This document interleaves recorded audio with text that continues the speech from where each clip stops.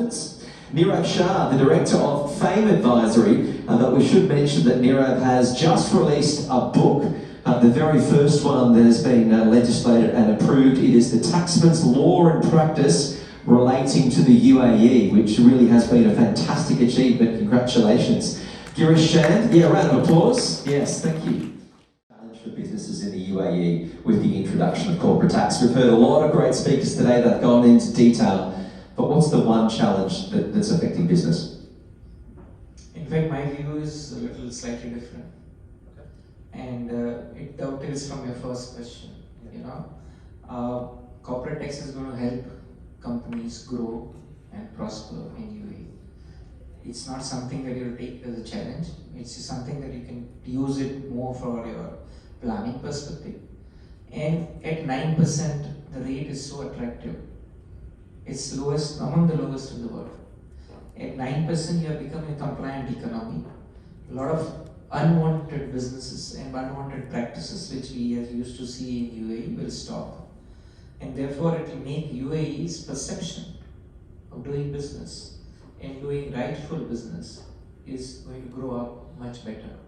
In fact, it's the other way around, that since the introduction of corporate tax, a lot of large corporates who are so far not wanting to do business through UAE are now asking us to set up and evaluate whether we can do it with that 9% rate. Was that fear of perhaps image of our looking to be a tax avoidance company, and that now they can come here and they're relieved of any symbolic gesture that might be attached to them? So we had a perception of being a tax haven earlier, while still being a trading location, and therefore UAE was perceived in that sense as a zero tax country, and therefore a lot of those practices were rampant. And of course then on top of it you don't have compliances.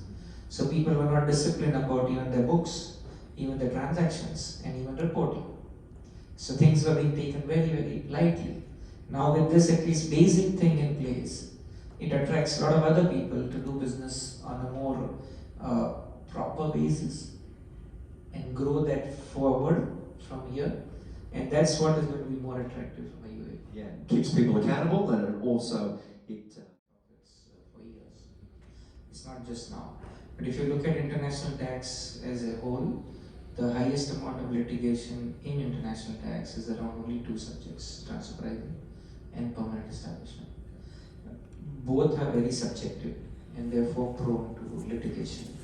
Therefore, the key for anybody is to keep the right documentation and justify what you're doing. As long as you're able to do that part, you're already defending the first aspect. So that will help people to mitigate this risk. The transfer pricing is risky because it's subjective. For you, it is something. Well, yeah, we'll get to Gopal in a second. He wants to add back. Yes. Yeah. So for one, it could be a one level of substance and justification. For other, it could be very different. So one needs to be very careful when you're trying to justify. Follow the right process and the practices, and keep your documentation on the basis on which you're following certain. You sound like every accountant I've met. Keep your receipts. And that's what.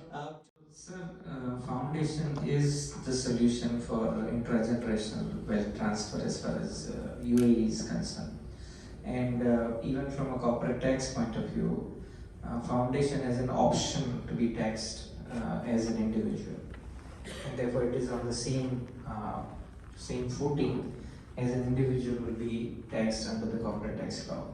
And therefore it still remains an attractive option for families to use and put their assets into the foundation, continue to enjoy some of the tax benefit, and also address the intergenerational transfer of wealth proposition. So it will continue to remain the attractive tool even after corporate tax. Anyone else want to answer that one, or is the author, Mr. Nirav?